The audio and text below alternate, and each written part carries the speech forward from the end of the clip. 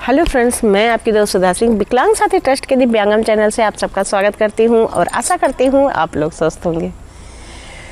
तो फ्रेंड्स, आप लोगों को कभी प्यार हुआ है? नहीं हुआ है? अच्छा। और कभी आप लोगों ने किसी के साथ हंसी लम्हे बिताए हैं ना? तो मेरी ये कहानी आज हंसी लम्हों पर है। आप लोगों के साथ शायद कभी हुआ हो ये, और हुआ है तो प्लीज़ कमेंट में ज़रूर लिखिएगा। तो मैं आज एक नई कहानी लेकर हाजिर हूँ, हंसी लम्हे। अंकित और सुगंधा दोनों क्लासमेट थे, दोनों ने बीएड में एडमिशन लिया था और आज क्लास का अंतिम दिन था और सब अपने घर जा रहे थे। तो सुगंधा ने अंकित से कहा, अंकित क्या मुझे बस स्टॉप तक छोड़ दोगे? तो अंकित ने कहा, हाँ क्यों नहीं, चलो छोड़ देते हैं। सुगंधा अंकित के बाइक पर बैठी और दोनों जा रहे थे। और अंकित आज बहुत खुश था क्योंकि वो लड़की उसके बाइक के पीछे बैठी थी जो करीब 1.5 साल से 2 साल से वो उसका वेट कर रहा था कि वो लड़की उसके बाइक के पीछे बैठे। पर आज बैठी भी तो बीएड का वो लास्ट डे था उन लोगों के क्लास का। तो अंकित बहुत खुश था कि चलो कोई बात नहीं, वो लड़की उसके बाइक के पीछे बैठी तो, और दोनों जा रहे थे। अंकित अपने उन दिनों में खो गया जब सुगंधा ने पहली बार एडमिशन लिया था। सुगंधा जब क्लास में आई थी तो सारे लड़के, वो बहुत खूबसूरत सी थी, अच्छे नए नक्श थे उसके, सुंदर सी थी और सारे लड़के उसकी बहुत तारीफ़ करते थे। वो पढ़ने में बहुत अच्छी थी जिसकी वजह से वो क्लास में सब लोग उसकी तारीफ़ करते थे। लेकिन अंकित उसे मन ही मन चाहने लगा था, लेकिन उसने कभी भी सुगंधा से ये नहीं कहा कि वो उसे चाहता है। वो सुगंधा की हर बात का ध्यान रखता था। जब भी सुगंधा नहीं आती थी तो नोट्स बनाकर वो सुगंधा को देता था। और जब भी टीचिंग के लिए जिस स्कूल में सुगंधा की टीचिंग लगती थी, वो कोशिश करता था कि उसी स्कूल में उसकी भी टीचिंग लगे, ताकि कुछ टाइम जो आने जाने का है वो दोनों बस में साथ में बिता सके। सुगंधा जैसे सारे लड़कों से बात करती थी, सारे दोस्तों से बात करती थी, वैसे वो अंकित से भी बात करती थी। उसके मन में कुछ नहीं था कि वो जो है अंकित को पसंद करती है, ऐसा कुछ नहीं था। वो जैसे ही क्लासमेट में सारे बच्चों से बात करती थी वैसे अंकित से भी बात करती थी। पर अंकित के मन में सुगंधा के लिए एक अलग फीलिंग थी, एक अलग सॉफ्ट कॉर्नर था। अंकित अक्सर सुगंधा को सोचता था उससे बात करने के लिए कि वो उससे बात करे, कि वो उसे पसंद करता है, पर वो डरता था कि कहीं अगर उसने अपने प्यार का इजहार कर दिया तो सुगंधा बुरा ना मान जाए। क्योंकि सुगंधा जिस परिवार से रहती थी वो लोग थोड़े से पुराने ख्यालों के लोग थे। उनके यहाँ ये लव मैरिज या लड़कों के साथ घूमना लोग नहीं पसंद करते थे, उनके घर वाले। तो सुगंधा ये बात बता चुकी थी अंकित से कि उसके घर वाले अगर वो, क्योंकि जब भी कभी टीचिंग के लिए जाना होता था तो अंकित उससे कहता, बस से क्या जाना सुगंधा, चलो हम तुम बाइक से चलते हैं।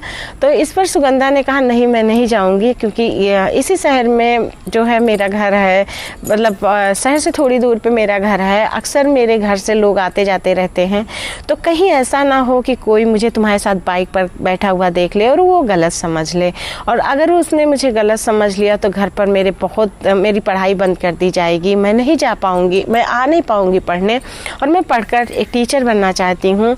मैं इन रूढ़वादी व्यक्तित्व से थोड़ा सा बाहर आना चाहती हूँ। तो इस पर अंकित कहता कि कोई बात नहीं। अंकित समझता था कि सुगंधा इसी वजह से कभी भी किसी के साथ बाइक पे नहीं जाती थी। उस दिन जब वो बाइक पर बैठी तो अंकित को बहुत अच्छा लग रहा था, पर सुगंधा बार बार कोई भी गाड़ी आए तो वो अपना सर छुपा लेती थी। अंकित समझ रहा था कि सुगंधा अपने घर वालों से डर रही है, इस वजह से वो समझ रही कि अगर कोई मिल गया तो वो उनके बारे में गलत समझेगा। पर अंकित के लिए वो लम्हे बहुत प्यारे थे, बहुत अच्छे थे। अंकित सुगंधा से काफ़ी देर तक अपने स्कूल की बातें करता रहा और उसने कहा, सुगंधा अगर अब हमको मिलना हुआ तो हम लोग कैसे मिलेंगे?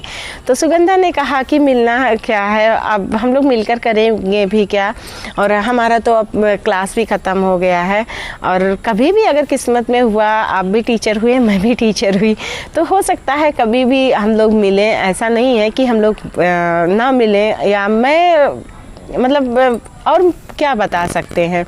तो इस पर अंकित कहता है कि अगर तुम्हारे पास कोई नंबर हो या कुछ हो तो तुम दे सकती हो, मैं तुम्हें कॉल नहीं करूँगा। तो सुगंधा कहती है, नहीं, मेरे यहाँ जानते ही हो ये सारी चीज़ें अलाउ नहीं हैं। तो दोनों अक्सर बातें करते जा रहे थे, क्लासमेट की बातें करते जा रहे थे, क्लास की बातें कर रहे थे, सारी बातें करते हुए जा रहे थे। करीब 8 किलोमीटर का सफ़र था, जहाँ पर अंकित अपनी पूरी ज़िंदगी उतने टाइम पे जी लेना चाहता था। वो गाड़ी बहुत धीरे धीरे चला रहा था। सुगंधा उससे कहती भी कि मेरी बस छूट जाएगी, तो अंकित ने कहा, एक बस छूट जाएगी तो क्या हुआ, और बसें जाती हैं, तुम परेशान ना हो, मैं किसी न किसी तरह से तुम्हें उस टाइम तक पहुँचा ही दूँगा। मैं तेज़ गाड़ी नहीं चलाता हूँ, क्योंकि तेज़ गाड़ी चलाना गलत होता है और हानिकारक भी होता है, कोई बात हो जाए कुछ है। तो सुगंधा उससे उसकी बात से सहमत थी। दोनों बातें करते हुए जा रहे थे। अंकित को लग रहा था कि ये उसके ज़िंदगी के सबसे हंसी लम्हे हैं।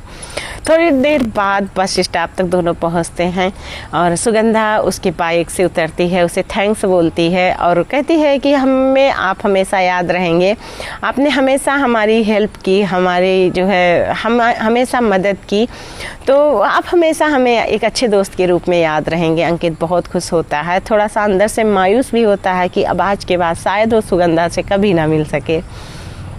वो सुगंधा को छोड़ता है, सुगंधा उसे बाय बोलती है, बस पे जाती है। अंकित उसे बस पे चढ़ते हुए देखता रहता है और तभी किसी ने पीछे से आवाज़ दी, सर चाय। अंकित अपनी यादों से बाहर निकलता है।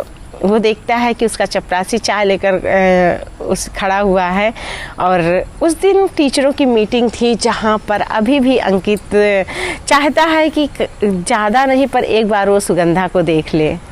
टीचरों की मीटिंग थी, वहाँ पर वो सोचता है कि शायद सुगंधा आई हो, तो पर लेकिन सुगंधा नहीं आई होती है। लेकिन वो खुश होता है कि कम से कम वो 8 मिनट उसकी ज़िंदगी के सबसे हंसी लम्हे थे। तो मेरी ये कहानी फ्रेंड्स, हंसी लम्हे, यहीं पर समाप्त होती है। अगर आप लोगों को पसंद आए तो please like, comment and share कीजिएगा।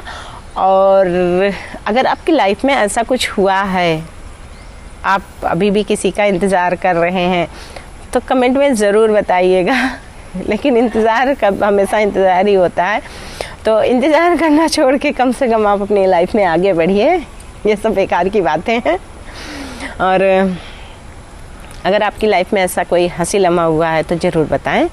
और अगर मेरी कहानी पसंद आती तो please like, comment and share कीजिएगा और बताइएगा मैं कैसी कहानियाँ सुना रही हूँ। प्लीज़ आपके कमेंट मैं वेट करती हूँ आप लोगों के कमेंट का, कि आप लोग कमेंट में मुझे बताएं कि मैं कैसे कहानियाँ सुना रही हूँ, तो मुझे अच्छा लगेगा। अच्छा बुरा जो भी है आप ज़रूर कमेंट में ज़रूर बताएँ। और मेरी कहानियों को हो सके तो शेयर कर दिया करिए प्लीज़। और फिर मैं मिलती हूँ आप लोगों से इसी के साथ एक नई कहानी लेकर। तब तक के लिए नमस्कार।